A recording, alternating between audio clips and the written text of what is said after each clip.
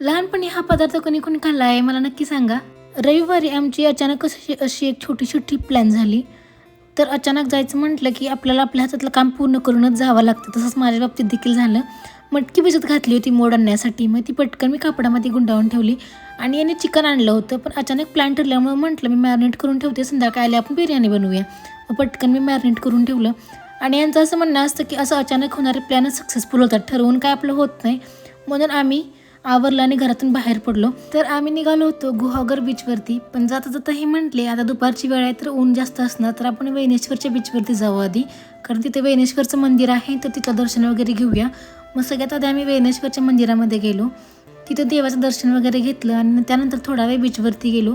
आणि मी आत्तापर्यंत बघितलेला असा शांत बीच म्हणजे हा वेणेश्वर बीच. तिथं अजिबात गर्दी नव्हती. खरंच खूप छान वाटत होतं.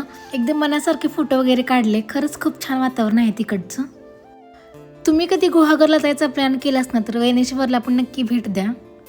आणि तिथून निघताना ना एका दुकानामध्ये मला हे ड्राय गुलाबजाम भेटले, जे की लहान असताना मी भरपूर खाल्ले होते. आणि ते बघितलं मला काही मोह आवडलाच नाही खायचा. मग मी ते घेतले आणि मस्त गाडीमध्ये बसून खाल्ले. त्याच्यानंतर आम्ही गुहागरच्या बीचवर जायला निघालो. आणि आम्ही बीचवर पोचल्यावर बापरे एवढी गर्दी होती, असं वाटत होतं गोव्याच्या बीचवर आलो आहे की काय. कारण वेणेश्वर बीचवरती खरंच खूप शांतता होती आणि इकडं त्याच्या अपोजिट होतं सगळं. खरंच खूप गर्दी होती.